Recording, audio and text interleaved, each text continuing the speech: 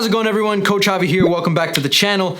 Today we're in the studio and we're gonna do a Tactics Corner episode. We haven't done one of these in a very long time, but I figured I'd bring it back and break down just some tactical components or some tactical concepts of the game that I think could be useful for you guys to get from my perspective. And also, it'd be a good idea to show you guys the video along with it. So you guys see I have the tactics board, but I will be showing you the video of the concepts that I break down.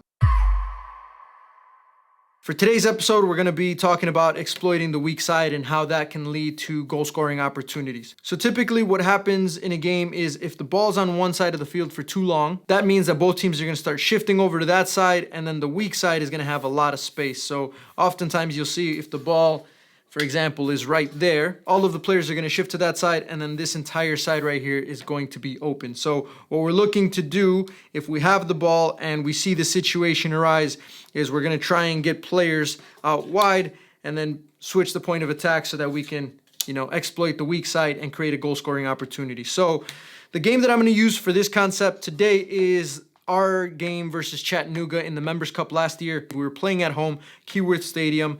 Both goals perfectly illustrate the concept that I want to talk about today. Both of the goals that we scored were actually pretty scrappy. There wasn't much build-up, but we managed to recognize that there was a weak side and that we had the opportunity to go there and create a goal-scoring opportunity. So from the throw-in, Marcelo has the ball here. Everybody shifted over.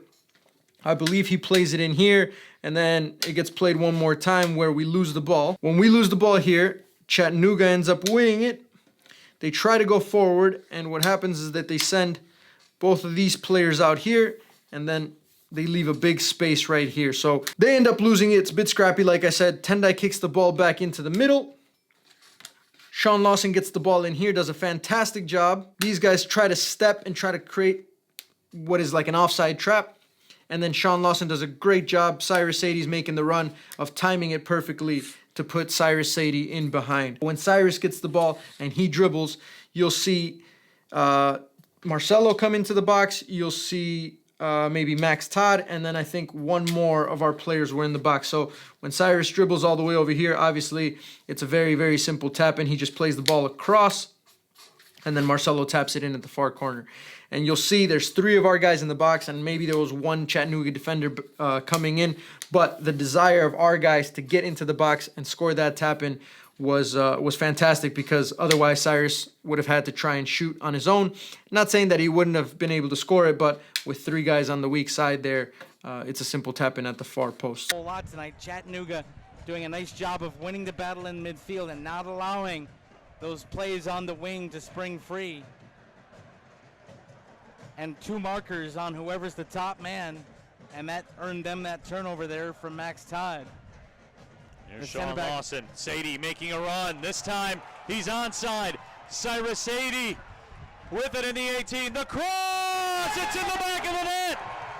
Marcelo Borges! They haven't been able to do that a whole lot tonight. Chattanooga doing a nice job of winning the battle in midfield and not allowing those plays on the wing to spring free. And two markers on whoever's the top man, and that earned them that turnover there from Max Todd. Here's Sean Lawson. Sadie making a run. This time he's onside. Cyrus Sadie with it in the 18. The cross! It's in the back of the net. So for the second goal, the ball starts on a corner kick. What happens is after the corner kick comes in, I believe it gets cleared out over here. Everybody starts shifting over. And again, like I talked about earlier, when the ball's on one side, everyone tends to shift over. Our guys start clearing their lines a little bit. It's another scrappy ball in here. I believe Max Todd gets the ball and ends up passing it over here to Ryan. What happens when this ball gets played in is Danny Deacon recognizes that Chattanooga has shifted all the way over here. There's some space on the weak side, and then he starts pushing up. When these guys get dragged over, Ryan does a good job of keeping the ball in play. They put a little bit of pressure on him, but he manages to kind of just cut back. When he cuts back, he sees Danny Deacon pretty much by himself right here. When he plays this pass, first of all, it's a great pass, but very importantly is Danny Deacon's first touch. He takes a fantastic first touch so that he doesn't slow down at all. One of Chattanooga's defenders is trailing, but because Danny took such a good first touch, he doesn't have enough time to get back, and Danny Deacon ends up sliding the goalkeeper in between the legs and scores the goal. So again, the recognition to see that if the ball's over here, There's open space on the other side. A fantastic ball. The technical component was there. Technical component was there again on the first touch. And then obviously the finish was fantastic from Danny because it goes through the keeper's legs and we end up winning the game 2-1.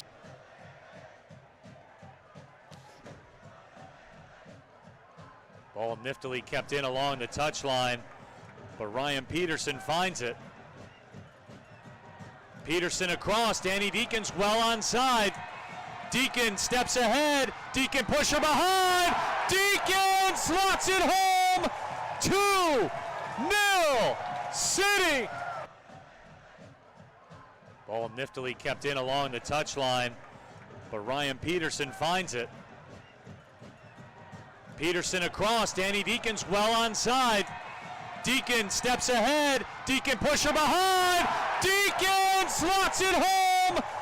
So again, just a very simple concept explained. I hope you guys liked the videos that I showed after the tactical board demonstration. If you guys have any other concepts that you guys want me to talk about, anything from formations to individual tactical components, go ahead and write those in the comment section down below. And make sure you guys are subscribed to the channel if you haven't already. And of course, hit that like button if you liked this video and you liked what I was talking about.